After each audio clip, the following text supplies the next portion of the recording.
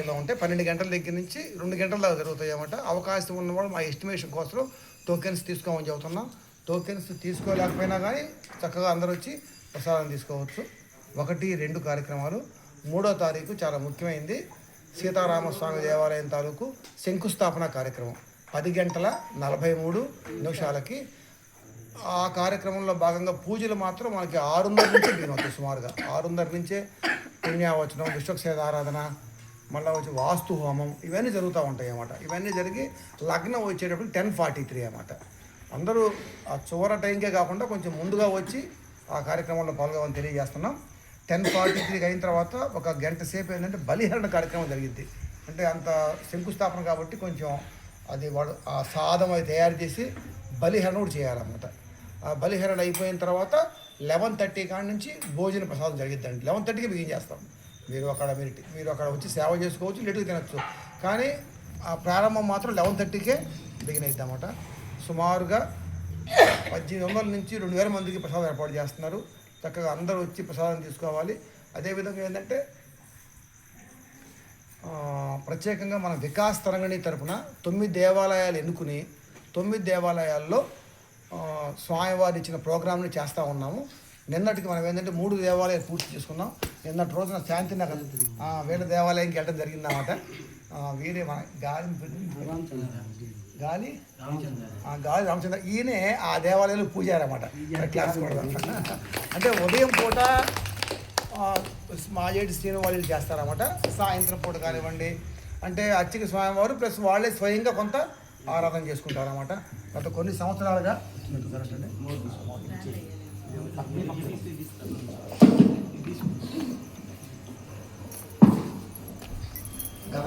సంవత్సరాలుగా మన స్వామివారు ఏంటంటే అర్చన కార్యక్రమాన్ని అక్కడ చేస్తూ ఉన్నారన్నమాట. నిన్న మేము పోయి దేవాలయంలో అక్కడ వారికి కూడా మనం సన్మానం చేయడం జరిగింది. నిన్న పోతే మాకు తెలిసిందన్నమాట, ఆ గ్రామంలో చాలామంది ఆర్టిస్టులు ఉన్నారంట. ఆ గ్రామంలో శాంతినగర్లో ఆర్టిస్టులు అంటే ఈ పాత రోజుల్లో హరిశ్చంద్ర నాటకాలు ఏం చేస్తాం కదా, వాటికి కీర్తనలు చేయడం కంటే ఆ పాటలు పాడటం అంటే చాలామంది ఉంటారంట దేవాలయంలో.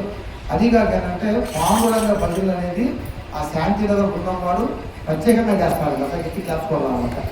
ఈ పాండురంగ భజనలు వారు అంటే ఒక వంశ పారంపర్యంగా కొంతకాలం పెద్దోడు చేయడం తర్వాత ఇప్పుడు అది కొంచెం తగ్గింది ఆ పాత్రలు.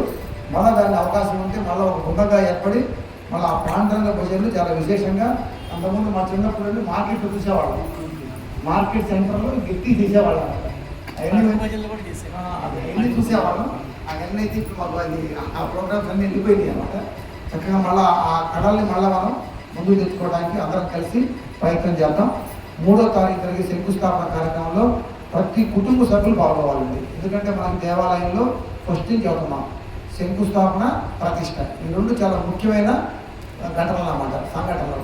మనం ఏంటంటే మనం చెప్పుకుంటాం ఆ రోజున.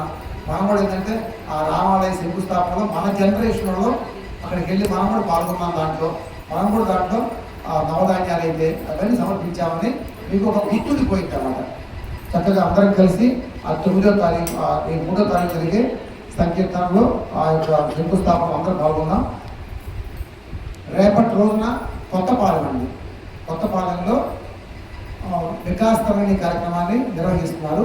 7 to 9 ప్రోగ్రామ్. 7 బిగినైతే 9 మ్యాక్సిమం మొత్తం పూర్తి చేసుకుని ఇంటికి వచ్చి 8:30కి ప్లాన్ చేస్తాం. కొంచెం ఒక పావు గంట నీట్గా పూర్తి చేస్తాం. 9 మ్యాక్సిమం పూర్తి చేయడానికి మొదటి రోజు ఇంకొంచెం లేట్ అయింది, 2 కొంచెం తగ్గించాం. నేను ఇంకొంచెం తగ్గిగలిగాం అన్నమాట. రేపటి రోజు ఇంకా టైంకి తగ్గడానికి ప్రయత్నం చేద్దాం అన్నమాట. మన జానకరామ స్వామి ఇంటి కాడి నుంచి 7 గంటలకు ఆటో బయలుదేరుతామన్నమాట. మీరు రెండోసారి అందరు ఇక్కడ ఉన్నవాడు కొత్తవాడు అందరూ రండి. నాకు ఏంటంటే నేను కొత్తగా ఉంది మీ దేవాలయం రావడం శాంతినగర్లో. మాకు తెలియదు శాంతినగర్ భాషలోకి ఇప్పుడు ఎంటర్ కాలన్నమాట, అసలు తెలియదు. ఇట్లా నేరుగా వెళ్తుంటాం కానీ అంటే ఎవరికి మాకు పరిచయాలు తక్కువ, వెళ్ళిపోతూ ఉండేవాడు అనమాట. నేను చక్కగా మీ గ్రామం రావడం, ఆలయంలో అందరం కలిసి అర్చన చేసుకోవడం.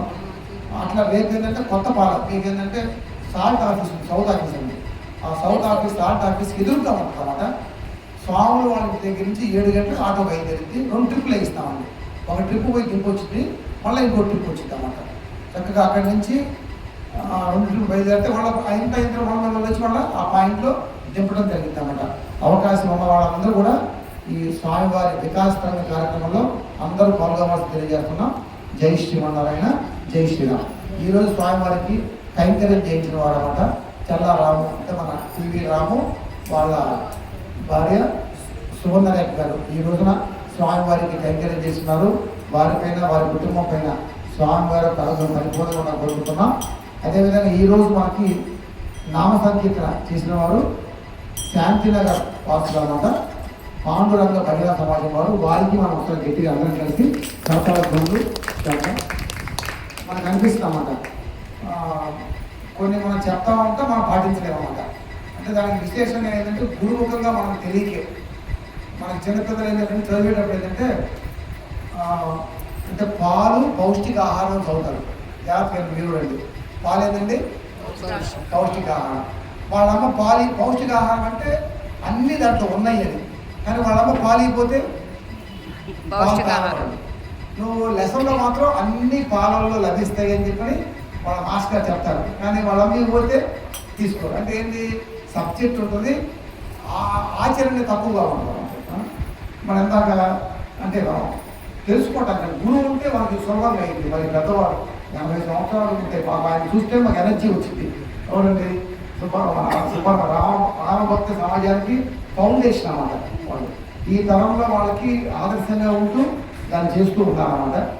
ఎవరు లేని రోజుల్లో కూడా వాళ్ళు నిలబడి వాళ్ళు చేస్తూ వచ్చారు. ఎంత చదువుతూ ఉన్నారన్నమాట. సాటి లేడు ఎవడు ఏదో ఏంటంటే రెండవ దేవుడు లేడు లేడని ఏదో మనకి రెండవ సాటి దైవం లేడు లేడు లేడు చదువుతా ఉంటారు. ఎవరండి లేడు ఒకసారి కదా లేడు లేడు లేడు అంట. కానీ మనం చదివేటప్పుడేమో మళ్ళీ వేరే వేరే దేవతల్ని ఆరాధన చేస్తూ ఉంటాం. మనం అట్లా ఏంటంటే తెలుసుకుని మేము ఇక్కడ స్పష్టంగా చెప్తున్నామండి. ఈ దేవాలయంలో ఇక్కడ కాదండి, మనం ఎక్కడికి వెళ్ళా కానీ ఏ దేవత ఉంటే ఆ దేవత సంబంధించి చేయాలి. ఫస్ట్ నుంచి ఏం చెప్తున్నామంటే దేవాది దేవుడు వేరు, దేవతలు వేరు. దేవాది దేవుడు ఎవరు? శ్రీమన్నారాయణుడు, మన ఆ దశావతారాలు అన్నమాట. మిగిలిన వాళ్ళందరూ ఎవరండి? దేవతలు. ఇప్పుడు మర్చిపోతామన్నమాట.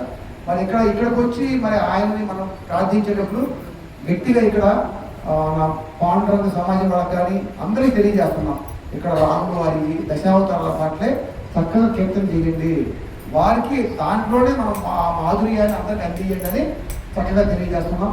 ఎందుకంటే ఇతర దేవతల్ని మనం తక్కువ చేయటం కాదు, అర్థం వాళ్ళు దేవతలు మాత్రమే. మనం ఏం చేస్తున్నామండి? ఆరాధన మనం దేవుళ్ళని చేస్తాం, దేవాది దేవుళ్ళని చేస్తున్నాం. చక్కగా మనం అందరం కలిసి చక్కగా వారిని చేద్దాం. అవకాశం ఉన్నంత వరకు మరీ మీకు ప్రీతిగా ఉన్నప్పుడు ఒక పాట పాడండి. ఏది మరీ మీకు ప్రీతిగా అనిపించినప్పుడు అవకాశం ఉన్నంత వరకు దశావతారాలకు సంబంధించినవి, అదేవిధంగా ఆ రాముడు వారి మీరు కూడా రేపు అవకాశం ఒక నచ్చిన సంకేతం నేర్చుకోండి. సార్ మేము 2-3 అడిగితే మాకు నరసింహస్వామి మీద పాట బాగున్నారు. నరసింహస్వామి మీద కూడా కీర్తన చేద్దాం. కాబట్టి రామభక్త సమాజం వాళ్ళకి కానీ భజన బృందం వాళ్ళకి ఏంటంటే చక్కగా రాముడికి సంబంధించినవి, అదేవిధంగా వాళ్ళ యొక్క అవతారాలకు సంబంధించినవి కీర్తన చేద్దాం. జై శ్రీమన్నారాయణ. చక్కగా రేపు మళ్ళా గురువారం గోష్ఠికి శంకుస్థాపన మనకి పూర్తయి ఉంటుందండి. అందరూ